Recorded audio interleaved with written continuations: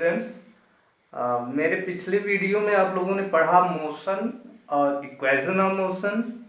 ठीक है, मोशन होता है तो बॉडी रेस्ट से मूव करती है, वन प्लेस से दूसरे प्लेस तक जाती है। ये सब हम लोगों ने पढ़ा। आज हम बच्चों फिजिक्स का एक और नया चैप्टर पढ़ने वाले हैं जिसमें हम लोग पढ़ेंगे कॉज ऑफ मोशन।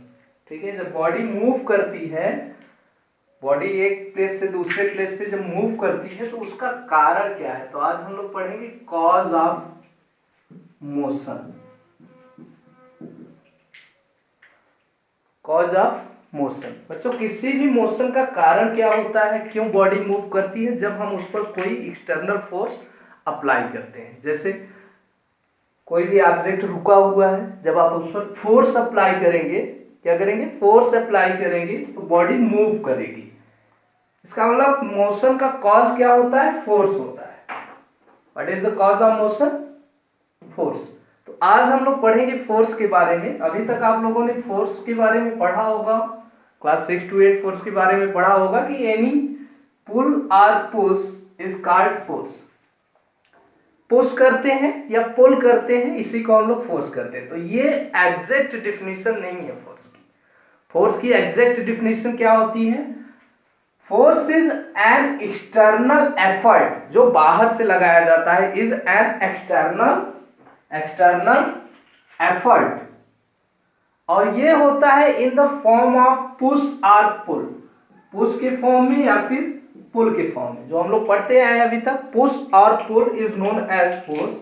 तो कोई भी एक्सटर्नल एफर्ट जो कि पुश या पुल के फॉर्म में होता है, क्या करता है, that changes are tends to change. दोनों बात याद रखिएगा, चेंज कर देता है। जरूरी नहीं है कि फोर्स लगाने पे आपकी बॉडी, जो भी बॉडी है, जिस बॉडी पे फोर्स अप्लाई कर रहे हैं, मूव ही करे। जैसे ये दीवार है या बोर्ड है, इस पर मैं फोर्स लगा दूं, कितना भी फोर्स मैं लगाऊंगा तो क्या ये वॉल मूव करेगी, नहीं करेगी।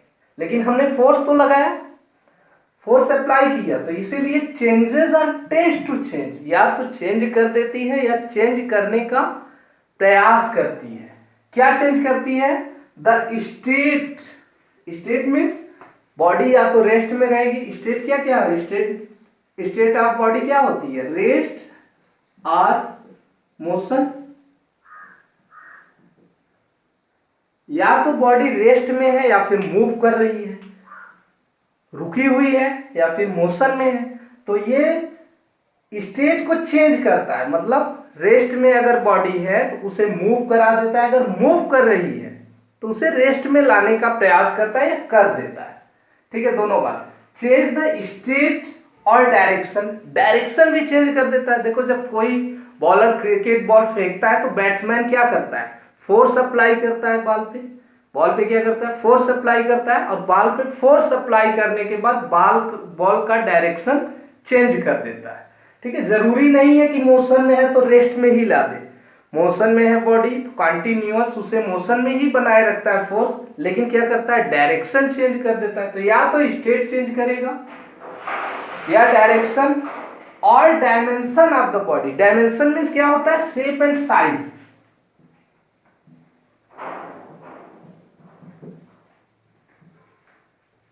बॉडी की शेप और साइज को चेंज कर देता है। यानी जैसे अभी आपके पास कोई जो है रबर का बॉल हो, तो आप उस पर फोर्स अप्लाई करेंगे तो उस समय क्या होगा, उसका शेप चेंज हो जाएगा। ठीक है, फोर्स हटाते ही हो सकता है वो अपने वापस उसी फॉर्म में आ जाए। और कोई प्लास्टिक की बॉडी है या फिर पतले पतले मेटल से, ठीक है, थिन मेटल की बॉडी बनी हुई, उस पर फोर्स अप्लाई करेंगे, उसका क्या होगा, शेप चेंज हो जाएगा। साइज भी चेंज कर देता है। ठीक है, बड़ा है, दबा देंगे आप उसे, ठीक है, फोर्स अप्लाई करके उसे दबा देंगे, छोटा सा हो जाता है। तो ये होता है force. So what is force, force is an external effort in the form of push or pull which change or tends to change the state, direction and dimensions of the body. ये होता है force. ठीक है, clear हुआ force. बच्चों, force का, अगर force हमें फाइंड करना है, किसी भी बॉडी पे हमने कितना फोर्स अप्लाई किया है, ये अगर फाइंड आउट करना है, फोर्स का मैग्नीट्यूड फाइंड करना है, तो फोर्स के लिए फार्मूला होता है, force is equal to mass into acceleration. ठीक है, ये कहाँ से आया है? न्यूटन के सेकेंड लॉ ऑफ मोशन से आया है। तो आज हम लोग लॉज ऑफ मोशन भी पढ़ेंगे, वहां भी ये टर्म हमारा बिल्कुल क्लियर हो जाएगा। Force is equal to mass into, अभी के लिए लिख लीजिए, force is equal to mass into acceleration. Force के लिए हम लेटर यूज कर रहे हैं F is equal to mass के लिए m और एक्सेलरेशन के लिए ये।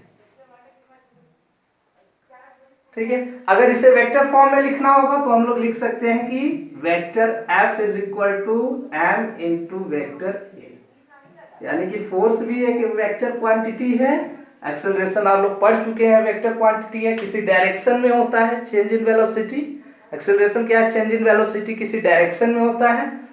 और फोर्स भी जब आप अप्लाई करते हैं तो एक पार्टिकुलर डायरेक्शन में लगाते हैं। ठीक है, जैसे इस पर से इस पर मैं अगर ये मार्कर को मूव कराता हूं इसके बिल्कुल सरफेस से टच करके, तो एक फोर्स तो हम लगा रहे हैं इस साइड। ठीक है, ये फोर्स हमारा कहा जाता है बच्चों अप्लाइड फोर्स, और एक फोर्स ये सरफेस लगा रहा है इसके अपोजिट साइड। तो दोनों फोर्स में डायरेक्शन, इसे बोलते हैं फ्रिक्शन का फोर्स। ठीक है, फोर्स ऑफ फ्रिक्शन। ये फ्रिक्शन इस साइड लग रहा है, हमने बॉडी को मूव करा है इस साइड, तो हमने अप्लाइड फोर्स किस डायरेक्शन में किया है? इस डायरेक्शन में। फ्रिक्शन इस डायरेक्शन, फोर्स में डायरेक्शन होता है। ठीक है, तो यहां से हम लोग लिख सकते हैं force is a vector quantity because it has direction and magnitude both. इसमें मैग्नीट्यूड भी होता है। फोर्स लगा तो कितना लगा? मान लीजिए 5 न्यूटन लगा, तो 5 न्यूटन क्या हुआ? ये आपका मैग्नीट्यूड, और किस डायरेक्शन में लगा ये बताता है डायरेक्शन ऑफ फोर्स। ठीक है, तो force is equal to mass into acceleration. Unit of force,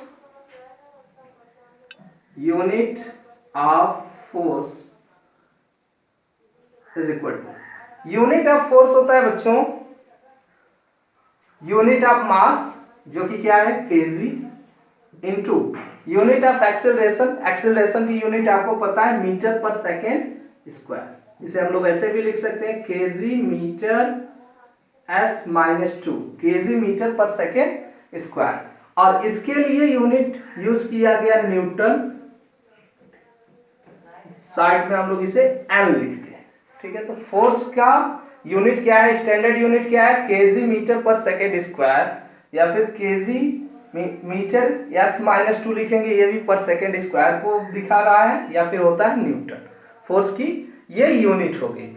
अब ये एसआई यूनिट है बेटा, एसआई यूनिट। सीजीएस में फोर्स की क्या यूनिट होती है? CGS unit of force. देखिए, अगर यहां से हम देखें तो ये फोर्स की यूनिट हमने लिया न्यूटन, यानी कि 1 न्यूटन इज इक्वल टू क्या हुआ? 1 केजी मीटर पर सेकेंड स्क्वायर हुआ। 1 केजी में कितने ग्राम? सीजीएस यूनिट होता है कि मास का ग्राम, तो 1 किलोग्राम में कितना ग्राम हुआ?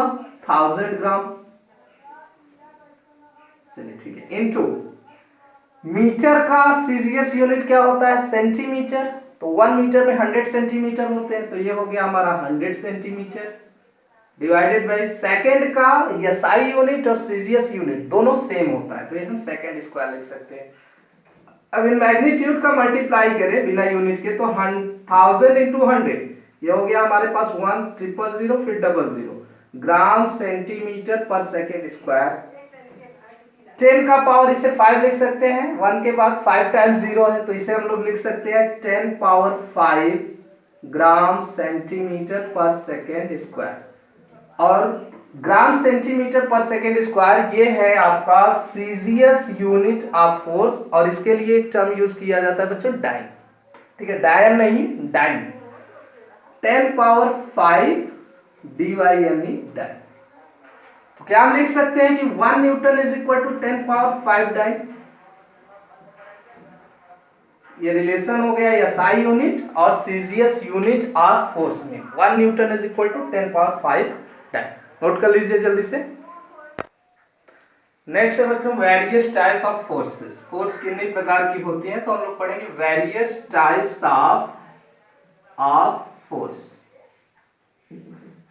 फोर्स मेनली बच्चों होती है ये 2 काइंड्स की। एक तो होता है हमारा कांटेक्ट फोर्स। ठीक है, अभी आगे की क्लास में आप लोग वेरियस टाइप ऑफ फोर्स पढ़ेंगे, तो वहां पे वीक फोर्स, न्यूक्लियर फोर्स, ये सब पढ़ेंगे। अभी क्लास 9th के लिए हम लोग केवल जानेंगे कांटेक्ट फोर्स और नॉन कांटेक्ट फोर्स। एक फोर्स अप्लाई होता है बॉडी पे जो बॉडी के सीधे कांटेक्ट में होता है, ठीक है। जैसे मैं इस पर फोर्स अप्लाई कर रहा हूं तो सीधे इसी पर लगा रहा हूं, ठीक, इसी पे, इस बॉडी पे लगा रहा हूं, इस पर इसके कांटेक्ट में लगा रहा हूं, ठीक है। इसे बोलते हैं हम लोगों का अप्लाइड फोर्स। जो फोर्स हम किसी भी बॉडी पर अप्लाई करते हैं, तो कांटेक्ट फोर्स में हम लोग लिख सकते हैं अप्लाइड फोर्स, जो कि हम किसी भी बॉडी पर लगाते हैं, अप्लाइड फोर्स। सेकेंड होता है बेटा नॉर्मल रिएक्शन। नॉर्मल रिएक्शन, ये नॉर्मल रिएक्शन फोर्स हर एक बॉडी पर, उस बॉडी का जहां पे कांटेक्ट में रहता है, जिस बॉडी में कांटेक्ट में रहता है ठीक उसके परपेंडिकुलर लगता है, नॉर्मल रिएक्शन। और एक और हम लिख रहे हैं बेटा यहाँ पे फोर्स ऑफ फ्रिक्शन, यानी फ्रिक्शन फोर्स, ठीक है। फ्रिक्शन किसी भी सतह पे जब बॉडी रफ सरफेस रहेगा, एक्चुअल में अगर एकदम स्मूथ सरफेस भी ले लेते हैं, जैसे ये एकदम स्मूथ सरफेस है बोर्ड, इस पर भी हम चलते हैं तो ये देखिए चलाएंगे तो आवाज आती है, हल्की सी आवाज आती है। ये क्यों लग रहा है फोर्स ऑफ, ये आवाज आ रही है फोर्स ऑफ फ्रिक्शन के कारण, क्योंकि ये सरफेस अपोजिट डायरेक्शन में फोर्स अप्लाई कर रहा है। ये सभी है contact force. Contact force means जब बॉडी के बिल्कुल कांटेक्ट में फोर्स लगा हुआ है, उसके संपर्क में। सेकेंड वन है नॉन कांटेक्ट फोर्स, इसमें होता है ग्रेविटेशनल फोर्स। ग्रेविटेशनल फोर्स, जब आप बॉडी को किसी ऊंचाई से नीचे छोड़ते हैं तो अर्थ की ग्रेविटी उसे अपनी तरफ खींचती है, अर्थ उस पर एक ग्रेविटेशनल फोर्स लगाती है जो क्या करती है, उसे अपनी तरफ खींचती है। तो बॉडी को अगर ऊपर से, जैसे इसे ऊपर से नीचे गिराएंगे तो क्या ये अर्थ के कांटेक्ट में है? नहीं। इस प्रकार की फोर्स को कहते हैं ग्रेविटेशनल फोर्स। नेक्स्ट है electrostatic force.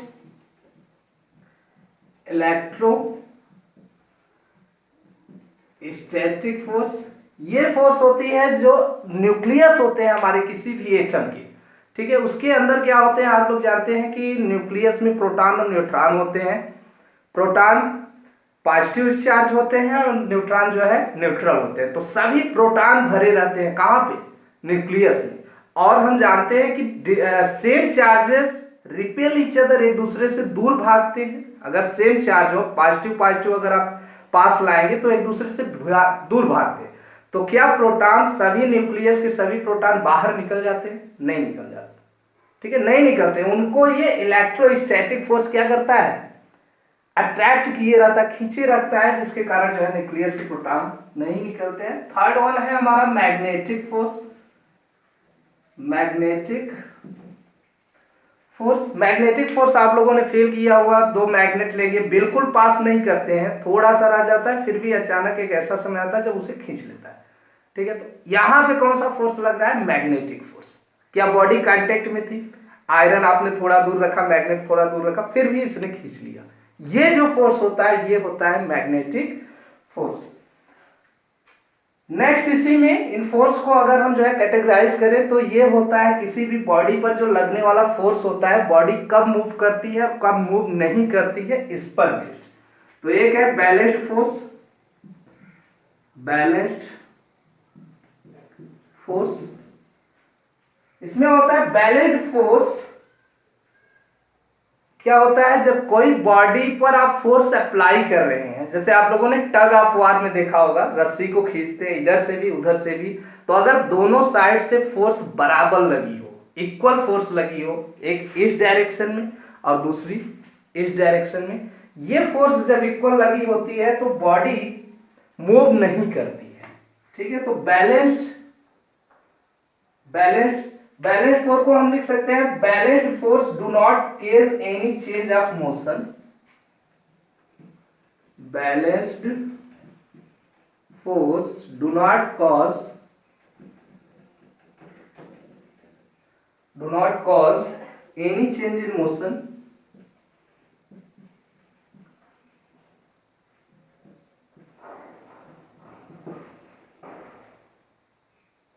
Why they are equal in magnitude?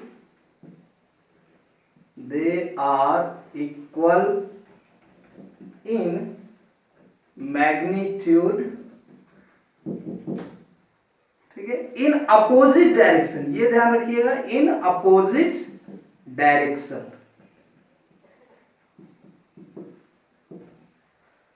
जब आप किसी भी बॉडी पे फोर्स लगाते हैं, सपोज ये कोई बॉडी है, इसका मास है m, आप इस पर फोर्स लगा रहे हैं इस साइड से 10 न्यूटन फोर्स लगा रहे हैं, अप्लाई कर रहे हैं, और अपोजिट साइड से एक और फोर्स लगा हुआ है, कितना, 10 न्यूटन का। ठीक है, डायरेक्शन अपोजिट है, एक फोर्स इस साइड से 10 न्यूटन, एक फोर्स इस साइड से 10 न्यूटन। तो ये बॉडी पर अप्लाइड फोर्स क्या है, मैग्नीट्यूड में इक्वल है, 10 न्यूटन ये भी, 10 न्यूटन ये भी। इसके कारण बॉडी मूव नहीं करेगी, इसे बोलते हैं बैलेंस्ड फोर्स। और बैलेंस्ड फोर्स जब किसी बॉडी पे लगाई जाती है बेटा, तो यहाँ पे होता है बॉडी की स्टेट अगर पूछी जाए तो बॉडी को हम लोग बोलेंगे इक्विलिब्रियम में है। ठीक है, इसकी चेंज, इसका स्टेट चेंज नहीं हो रहा है। ठीक है, समझ में आया। नेक्स्ट है अनबैलेंस्ड फोर्स। अनबैलेंस्ड फोर्स, ये क्या होता है, सेम बैलेंस्ड फोर्स का अपोजिट। अनबैलेंस्ड फोर्स क्या करते हैं, मोशन में लाते हैं, किसी भी ऑब्जेक्ट को मोशन में लाते हैं। अनबैलेंस्ड फोर्सेस लिख सकते हैं, फोर्सेस, एक से अधिक फोर्स अप्लाई हो रहे हैं। Unbalanced forces cause change in motion, cause change in motion. ठीक है, सेम एग्जांपल लेंगे और ये बढ़ा सकते हैं इसे, they are not equal in magnitude. ठीक है, in opposite direction, opposite direction में इनका मैग्नीट्यूड इक्वल नहीं होता है। जैसे टग ऑफ वार का ही एग्जांपल ले रहे हैं। ठीक है, ये रस्सी है, मान लीजिए ये रस्सी है, ठीक है, और इधर से कोई इसे पुल कर रहा है। ठीक है, इधर से इस साइड, इस डायरेक्शन में पुल कर रहे हैं कि, ठीक है, फोर्स कितना लगा रहे हैं, सपोज 8 न्यूटन, और यहाँ पे दूसरा आदमी है, ये पुल कर रहा है इस साइड पुल कर रहा है, और ये फोर्स अप्लाई कर रहा है 8 न्यूटन का। तो क्लियरली आप लोग देख सकते हैं कि 10 न्यूटन वाला जो फोर्स अप्लाई कर रहा है उसकी साइड रस्सी आगे आएगी। यहाँ पे ये जो रोप है इसमें क्या हो गया, मोशन हो गया, इसे बोलते हैं अनबैलेंस्ड फोर्स। ठीक है, तो बच्चों आपने फोर्स और various types of force, force क्या होता है, force is the cause of motion, force motion का कारण होता है। ठीक है, एक एफर्ट है जो कि पुश या पुल के फॉर्म में होता है, जो बॉडी की स्टेट, डायरेक्शन या फिर डायमेंशन को चेंज करता है, ये होता है फोर्स। फोर्स के बाद हम लोग पढ़ेंगे लॉज ऑफ मोशन। न्यूटन ने 3 लॉज दिया है, just like equation of motion आप लोग पढ़े थे, 3 इक्वेशंस ऑफ मोशन, ऐसे ही मोशन के 3 लॉज होते हैं। तो फर्स्ट लॉ को शुरू करने से पहले हम लोग जान लेते हैं एक टर्म इनर्शिया के बारे में। इनर्शिया क्या होता है, inertia the tendency of object to remain in the state of rest और remains in the state of rest or to keep moving uniformly is called inertia। कोई भी ऑब्जेक्ट है तो ऑब्जेक्ट अगर रुका है तो उसका नेचर है वो रुका ही रहना चाहता है, और अगर ऑब्जेक्ट मूव कर रहा है किसी डायरेक्शन में, किसी वेलोसिटी से, तो उस डायरेक्शन में उसी वेलोसिटी से कंटिन्यू मूव करता रहना चाहता है। ठीक है, ये ऑब्जेक्ट का क्या है, नेचर है। ठीक है, इसके लिए टर्म हमने यूज किया tendency, the tendency of object to remain in the state of rest. किसी भी बॉडी की जो टेंडेंसी होती है किसमें, रेस्ट में रहने की, otherwise are to keep moving uniformly, या फिर यूनिफॉर्मली, यूनिफॉर्म का मतलब क्या होता है, सेम डायरेक्शन में प्रॉब्लम वेलोसिटी से।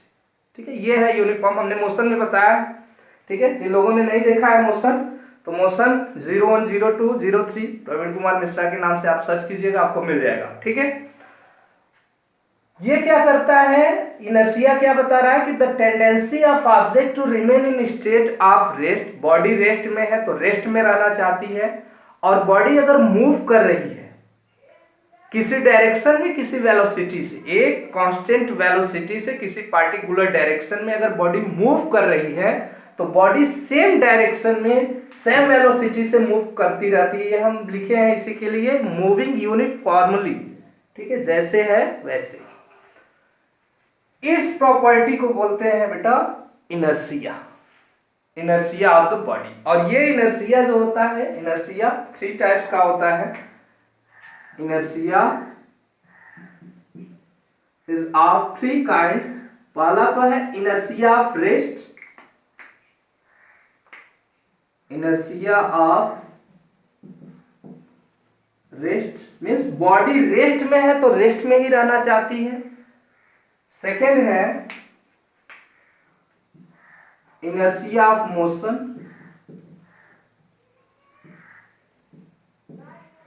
बॉडी अगर मोशन में है, अगर पूछा जाए what is inertia of motion, the tendency of an object to keep moving uniformly is called inertia of motion. What is inertia of rest, the tendency of body to remain in the rest is known as inertia of rest. Third one है inertia of direction, inertia of direction.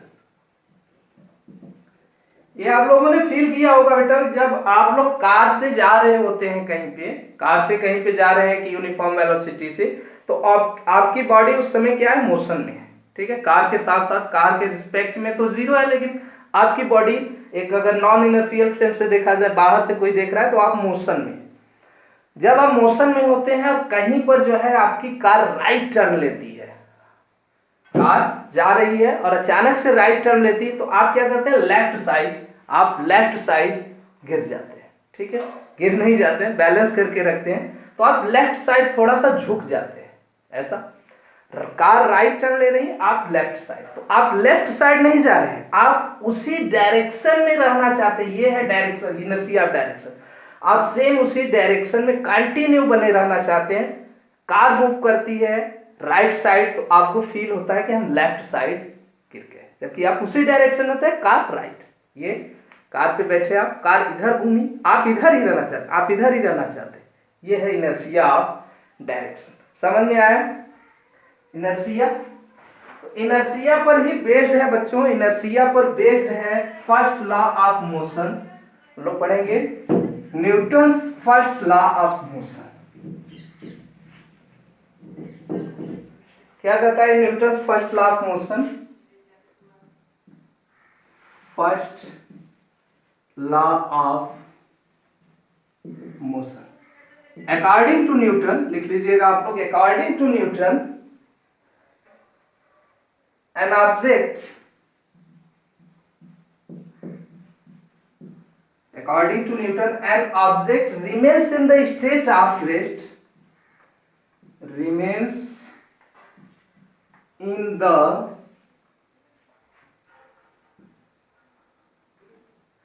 state of rest, state of rest or of uniform motion, of uniform motion. Uniform motion कैसे हमने बताया, uniform same direction में same velocity से in a straight line, in a straight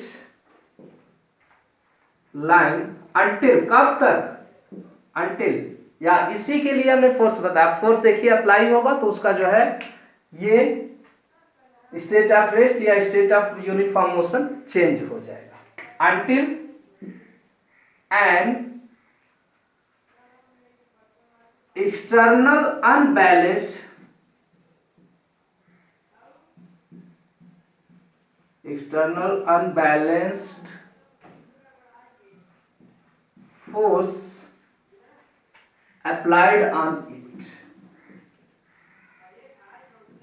जब तक कि उस पर कोई एक्सटर्नल मीन्स बाहर से एक्सटर्नल अनबैलेंस्ड फोर्स अप्लाई न किया जाए, तब तक बॉडी का ये टेंडेंसी होता है कि वो अगर रेस्ट में है तो रेस्ट में रहना चाहता है, और मूव कर रहा है किसी वेलोसिटी से, किसी कांस्टेंट वेलोसिटी से, तो सेम डायरेक्शन में सेम वेलोसिटी से मूव करता रहना चाहता है। ये है उसका, ये प्रॉपर्टी बॉडी की कहलाती है इनर्शिया। तो कोई भी बॉडी इनर्शिया के ही टर्म में रहना चाहता है, कब तक, until an external unbalanced force applied on it, जब तक उस पर कोई बाहरी अनबैलेंस फोर्स अप्लाई न किया जाए। अनबैलेंस्ड क्यों लिखा हमने? क्योंकि अगर दोनों डायरेक्शन से सेम क्वांटिटी की सेम मैग्नीट्यूड के फोर्स अप्लाई होंगे तो बॉडी के स्टेट पर कोई चेंज नहीं आएगा। ये आप लोगों ने पढ़ा अनबैलेंस्ड फोर्स में, ठीक है। तो until an external unbalanced force applied on it, ये है न्यूटन्स फर्स्ट लॉ। फिर से, an object remains in the state of rest और of uniform motion in a straight line until an external force applied on it, until an external unbalanced force applied on it, ठीक है। तो अब हम लोग पढ़ेंगे बेटा Newton second law of motion. उसके पहले हम लोग जान लेते हैं एक और टर्म, ठीक है। First term, first law of motion के लिए जैसे मैंने एक टर्म बताया इनर्शिया, ऐसे ही second Newton second law of motion में एक और टर्म यूज हुआ है, वो है मोमेंटम। मोमेंटम, ठीक है, इसे पढ़ लेंगे। उसके बाद Newton second law of motion. Momentum क्या होता है? The momentum is the measure of a moving body, the momentum is the measurement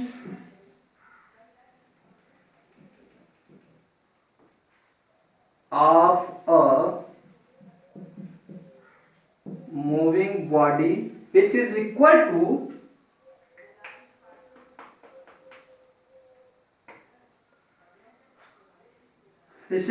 या that is product of, ठीक है, प्रोडक्ट के इक्वल होती है या फिर that is product of its means body का। बॉडी की जगह आप लोग ऑब्जेक्ट भी लिख सकते हैं, of any object, that is product of its mass and velocity। तो किसी भी मूविंग बॉडी का मोमेंटम क्या होता है? किसी भी बॉडी का मोमेंटम एक मेजरमेंट होता है।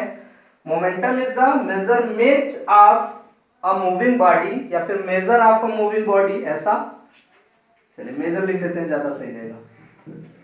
The momentum is the measure of a moving body or object that is product of its mass and velocity, जो उसके मास और वेलोसिटी का प्रोडक्ट होता है। तो मोमेंटम को हम लोग रिप्रेजेंट करते हैं बेटा P से। तो P इज इक्वल टू क्या बोल रहे हैं? मोमेंटम क्या होता है? Is equal to product of its mass, यानी मास इनटू वेलोसिटी, ये है मोमेंटम, ठीक है। मोमेंटम क्या होता है? The momentum is the measure of moving body that is product of mass and velocity, जो उसके मास और वेलोसिटी का प्रोडक्ट होता है, ये होता है मोमेंटम। और मोमेंटम किसी एक, यहां लिखना होगा तो लिख लीजिएगा, momentum is equal to mass into velocity. Momentum क्या है? एक वेक्टर क्वांटिटी है, ये किसी एक डायरेक्शन में होता है, वेलोसिटी वेक्टर क्वांटिटी। तो आप इसे इस फॉर्म में लिख सकते हैं, वेक्टर लगा के। वेक्टर जानते हैं आप, एरो, ठीक है। तो momentum is equal to mass into velocity. यहां से मोमेंटम क्या है? एक momentum is a vector quantity. Momentum का यूनिट या SI यूनिट, तो यहां मास का यूनिट इनटू वेलोसिटी का unit, SI units of momentum, ये होता है मास का SI यूनिट kg, वेलोसिटी का मीटर पर सेकेंड, यानी kg मीटर पर सेकेंड यूनिट होता है किसका? मोमेंटम का, ठीक है। समझ में आया? नेक्स्ट बच्चों, अब मोमेंटम हम लोगों ने सीख लिया। मोमेंटम क्या होता है? The product of mass and velocity of a body, ठीक है। इसी पर बेस्ड है Newton second law of motion. तो हम लोग पढ़ेंगे अब सेकेंड लॉ ऑफ मोशन।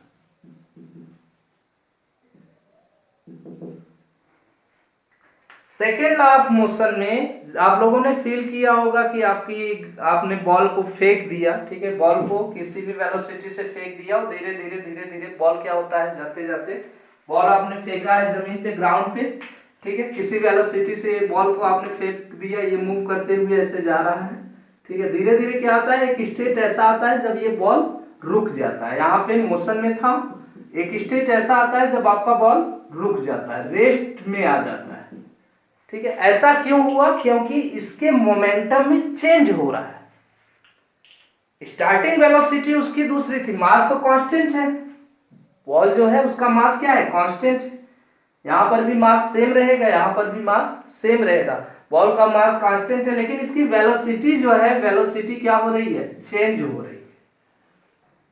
और वेलोसिटी चेंज हो रही है तो मोमेंटम भी, मोमेंटम इज इक्वल टू क्या होता है? Momentum is equal to mass into velocity, यानी कि वेलोसिटी अगर चेंज हो रही है तो मोमेंटम भी चेंज होगा। ठीक है, तो इसके लिए न्यूटन ने सेकेंड लॉ दिया। सेकेंड लॉ ऑफ मोशन क्या है? एक minute. Second law of motion ये कहता है the rate of change of momentum, the rate of change मतलब कितने समय में कितना चेंज हुआ, the rate of change of momentum, momentum of a body is directly proportional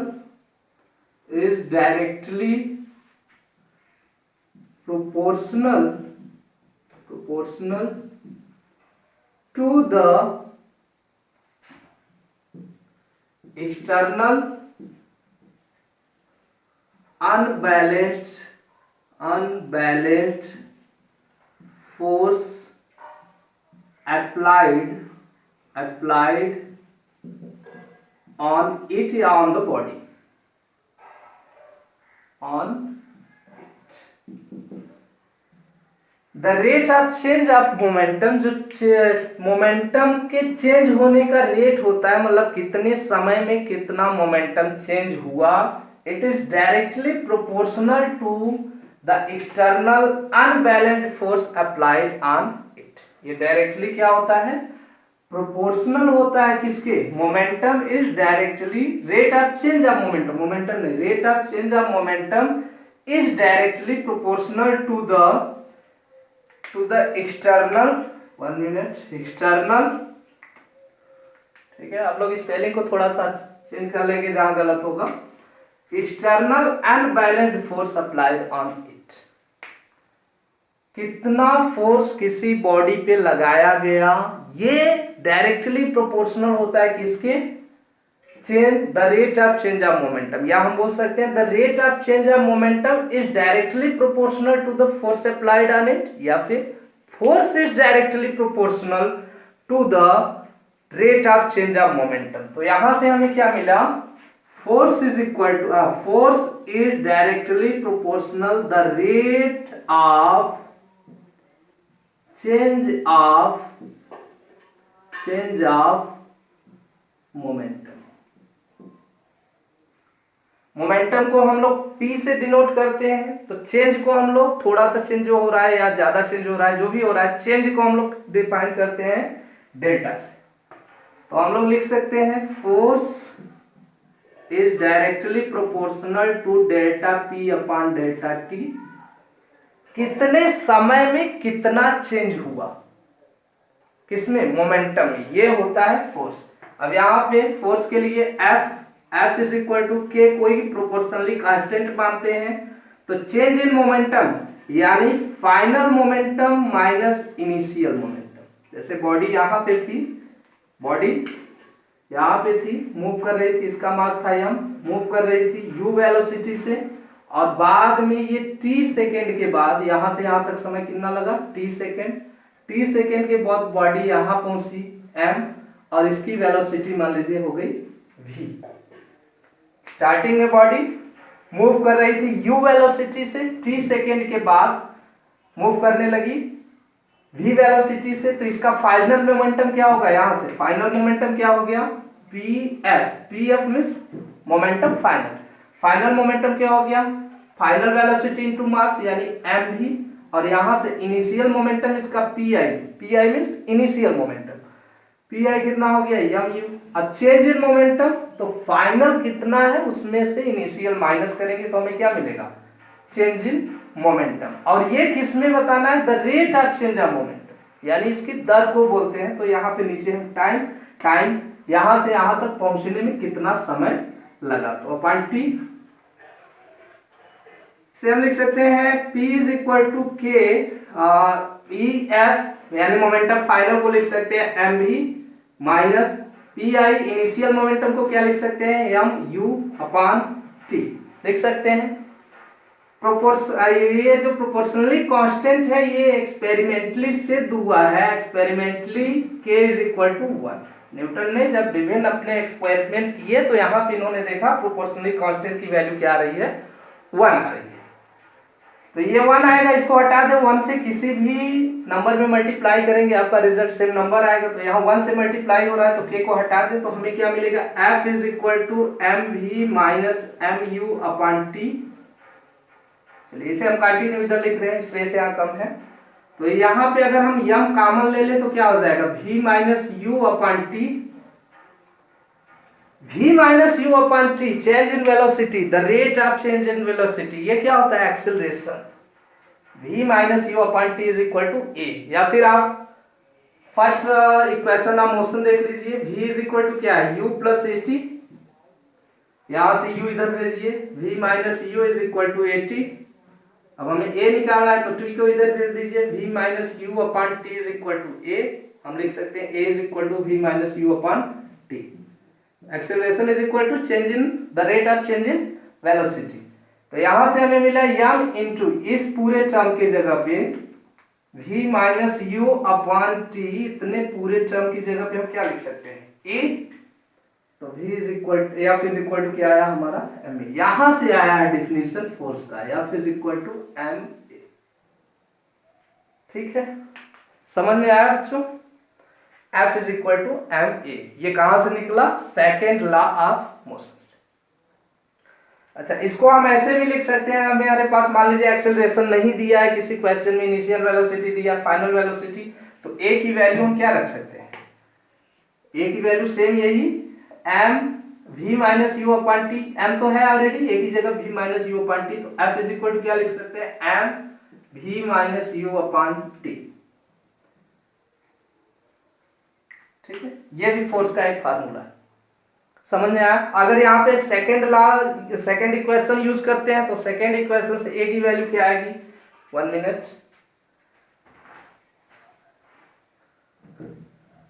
second equation of motion से s इज इक्वल टू क्या होता है ut plus half at square, यहां से a की वैल्यू अगर निकालना है तो s minus ut is equal to half at square, half इधर गया तो 2 on bracket s minus ut is equal to at square होगा, a की वैल्यू निकालेंगे t इधर 2s minus 2ut upon t square is equal to a, यहाँ पे हो गया, चलिए यही लिख देते हैं, ठीक है यही लिख देते हैं सिर्फ 2 कॉमन, तो यहां से हम लोग फोर्स के लिए क्या लिख सकते हैं, force is equal to m into 2s minus ut upon T square, ये फार्मूला ये ले लीजिए आप लोग। ठीक है, इतना डीपली जाने की जरूरत वैसे नहीं है, जब जरूरत पड़ेगी तो आप यूज कर सकते हैं, ये भी होता है फोर्स का फार्मूला। अच्छा, अगर हम थर्ड इक्वेशन ऑफ मोशन देखें,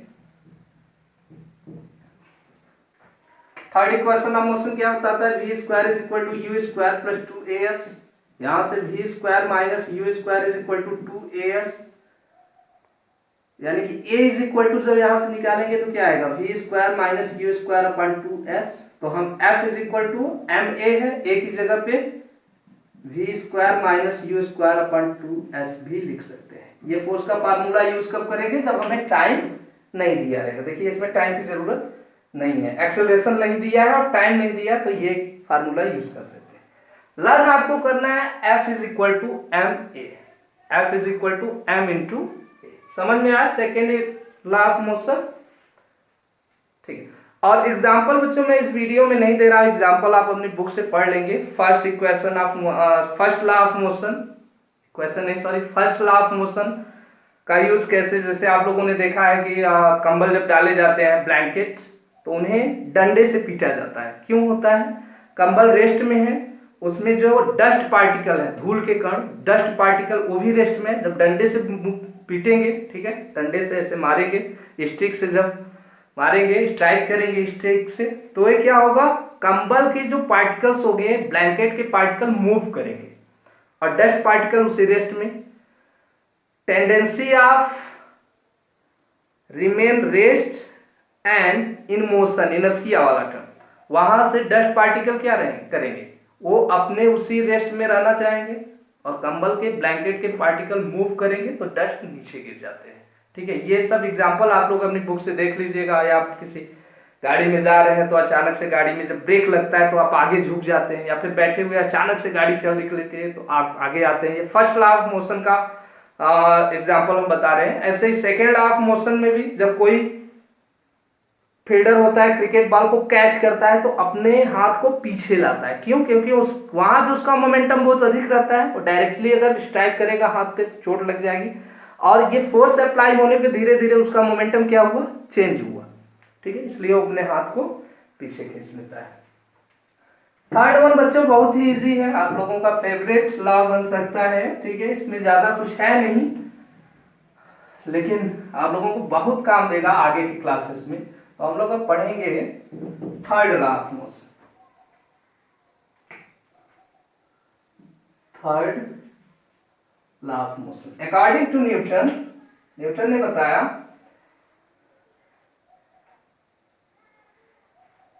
कि एवरी एक्शन, एक्शन क्या है, कोई फोर्स है, for every action there is a reaction, बस सिंपल सा, for every action there is always a reaction in opposite direction, opposite direction,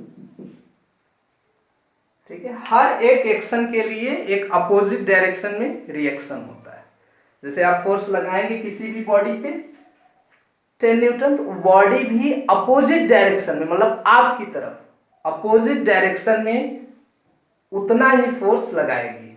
for every action there is always a reaction in opposite direction, किसी भी force पर same magnitude का opposite direction में एक force apply होता है। ये है न्यूटन्स थर्ड लॉ। जैसे आप लोगों ने जो है देखा होगा कि बंदूक से जब हम लोग गोली चलाते हैं, ठीक है, बंदूक से गोली चलाते हैं तो हम फोर्स अप्लाई करते हैं, बंदूक द्वारा फोर्स अप्लाई होता है किस पर, गोली पर, बुलेट पर। तो बुलेट मूव कर जाती है आगे की तरफ, बुलेट क्या करती है, आगे की तरफ जाती है, और जब गन ने बुलेट पे फोर्स अप्लाई किया तो बुलेट भी फोर्स पर उतना ही फोर्स अपोजिट डायरेक्शन में लगाती है।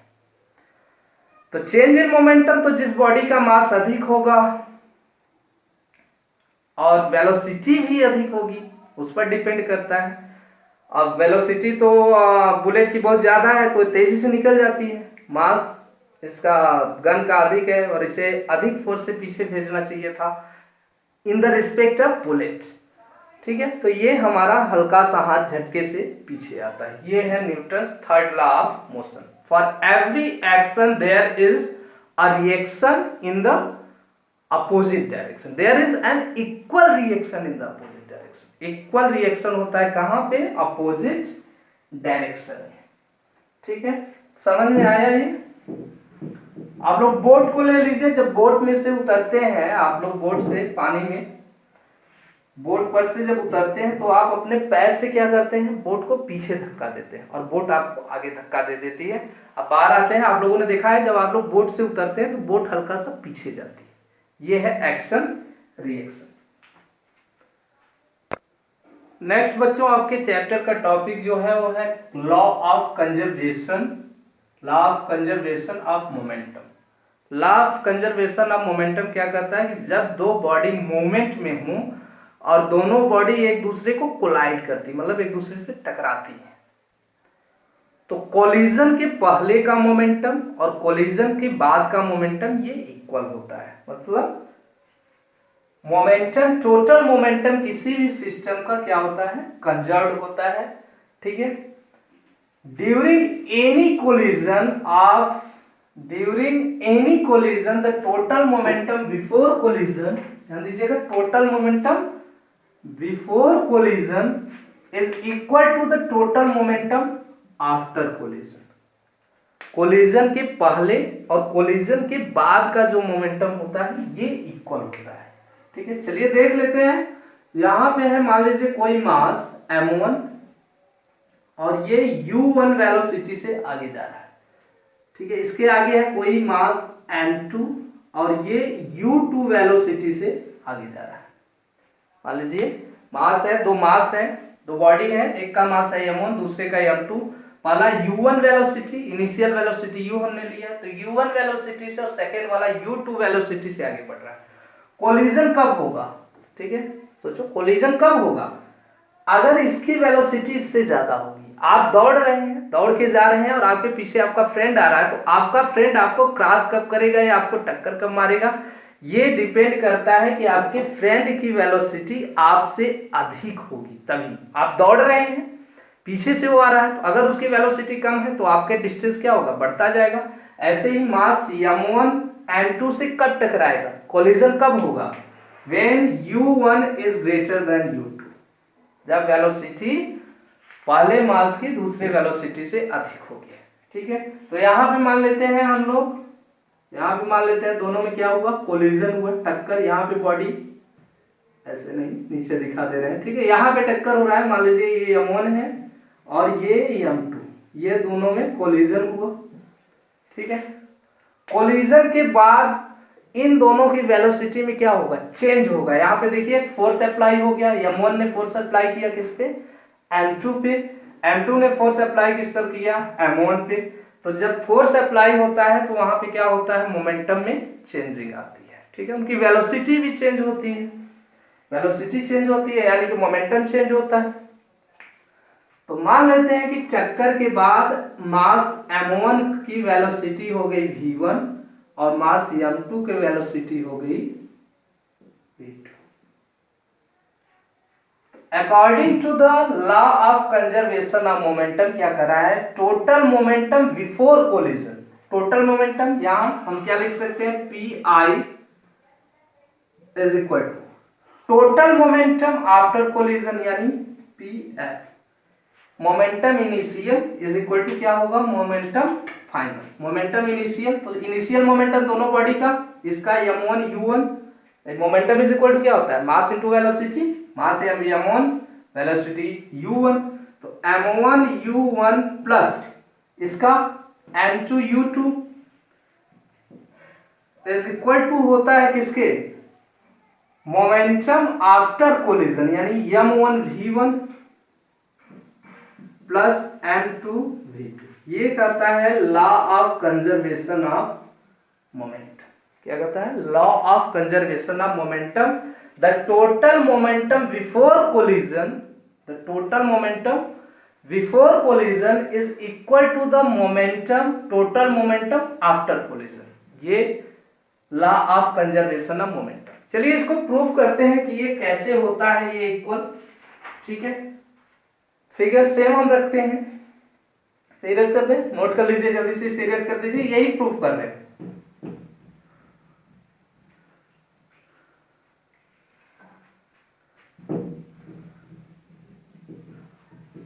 Law of conservation of momentum. चलिए फिगर फिर से बनाना पड़ेगा, कोई बात नहीं।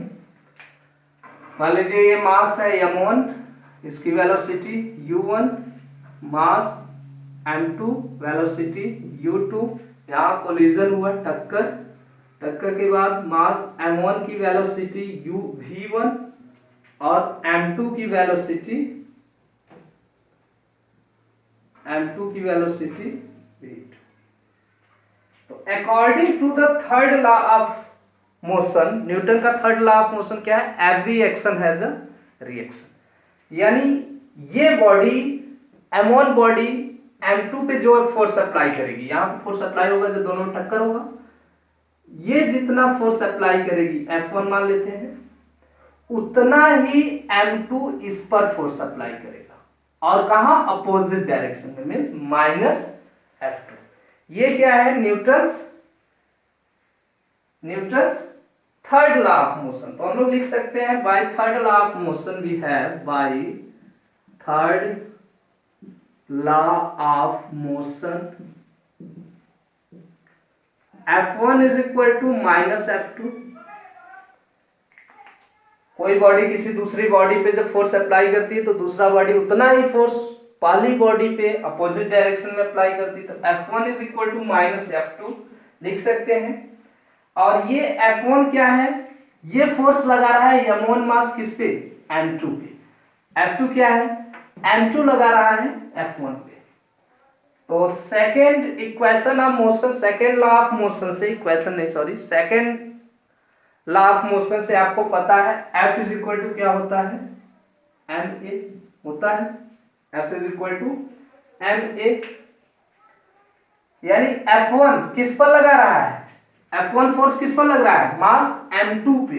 तो हमें क्या मिलेगा, m2, और चेंज किस में आएगा, चेंज किसकी वेलोसिटी में आएगा, a2 के। तो F1 जो होगा m2 इंटू a2।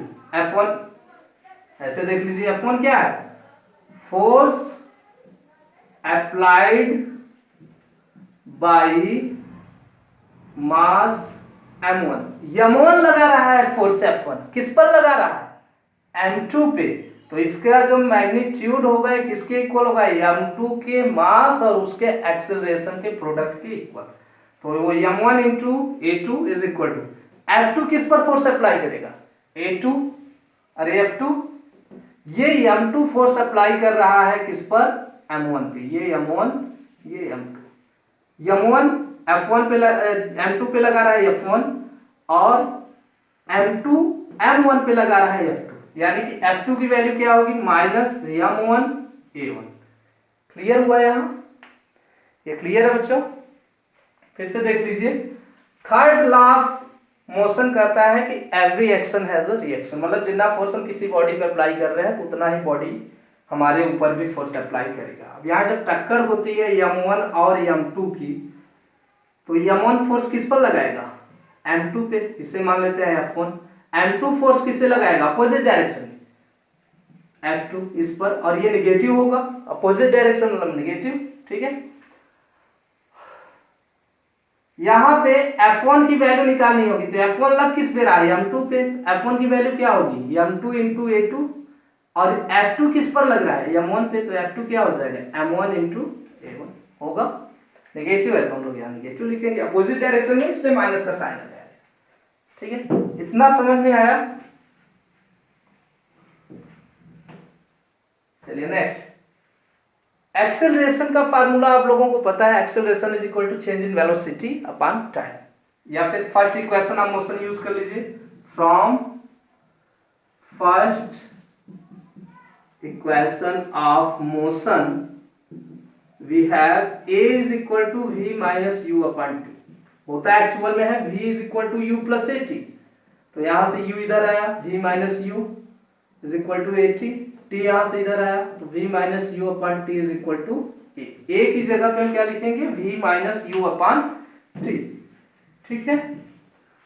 तो यहां हो गया m2, a2 की जगह पे v2 minus u2 upon T is equal to minus m1, a1 की जगह पे सेम वही v1 minus u1 upon T, ठीक है। t दोनों के साइड, t दोनों साइड डेनोमिनेटर है, t से t को काट सकते हैं, ठीक है। t से t कट गया भाई, t इधर ट्रांसपोर्ट होगा तो ऊपर जाएगा, ऊपर t से t कट गया। या m2 का मल्टीप्लाई करेंगे, m2 v2 minus m2 u2 is equal to m1 का माइनस m1 का, ध्यान रखिएगा यहाँ माइनस m1 का करना है, माइनस m1 का v1 में करेंगे तो माइनस m1 v1, और ये minus minus plus m1 u1। यहां तक आया। चलिए अब आके इसके बाद आप लोगों ने लीनियर इक्वेशन पढ़ा होगा, ट्रांसपोर्टेशन का रूल जाते हैं, कोई भी टर्न लेफ्ट साइड से राइट साइड जाता है, राइट साइड से लेफ्ट साइड आता है, तो इसका साइन चेंज हो जाता है। तो हम v1 को हम एक साइड करते हैं, m2 v2, यहाँ m1 v1 माइनस, यहाँ m1 v1 माइनस, इस साइड आया तो plus m1 v1 is equal to यहाँ m1 u1, ये m2 u2 इधर से उधर ट्रांसपोर्ट हुआ, क्या हुआ, प्लस m2 u2। चलिए इसे ऑर्डर में कर लेते हैं। तो m1 v1 plus m2 v2 is equal to m1 u1 plus m2 u2। इसे अगर पहले लिखना चाहेंगे m1 u1 तो m1 u1 plus m2 u2 is equal to m1 v1 plus m2 v2। यही तो था law of conservation of momentum, टक्कर के पहले का दोनों बॉडी का momentum is equal to collision, यानी टक्कर के बाद दोनों बॉडी का मोमेंटम ये क्या होता है, इक्वल होता है। ये है बच्चों law of conservation of momentum. ठीक है, यहाँ इस लाइन से कंफ्यूज तो नहीं है, यहाँ पे हमने कुछ नहीं किया है, ट्रांसपोर्टेशन नहीं किया है, ऑर्डर आगे पीछे कर लिया। कम्यूटेटिव लॉ ऑफ एडिशन, अगर 5 + 3 है आपके पास तो 3 + 5 लिख सकते हैं। ठीक है, इसलिए साइन नहीं चेंज हुआ, m2 v2 या m1 v1, m1 v1 को पहले लिख दिया, m2 v2 को बाद। ठीक है, कोई चेंज नहीं। अच्छा, यहाँ पे हमने क्या किया, इस पूरे टर्म को राइट साइड में लिख दिया, इस पूरे टर्म को लेफ्ट साइड। कैसे, जैसे 3 इज इक्वल टू अगर x है तो आप x इज इक्वल टू 3 लिख सकते हैं। ठीक है, ये हमने यूज किया तो हुआ हमारा m1 u1 plus m2 u2 is equal to m1 v1 plus m2 v2। ठीक है, आई होप बच्चों समझ में आ गया होगा अच्छे। और यही अच्छे से हम लोग यही फार्मूला मैक्सिमम क्वेश्चन को सॉल्व करने में यूज भी करते हैं। ठीक है, ज्यादा से ज्यादा क्वेश्चन आपको इसी पर बेस्ड मिलेंगे, बाकी फोर्स पर भी मिलेंगे, f is equal to ma से भी आपको क्वेश्चन सॉल्व करना होगा, मैक्सिमम इस पे मिलेंगे। तो होप आपको वीडियो जरूर पसंद आया होगा। अगर वीडियो पसंद आया तो लाइक और शेयर जरूर करें। ठीक है, thank you so much. Next video में हम लेकर आएंगे आपके लिए motion, force and laws of motion के numericals. Thank you so much.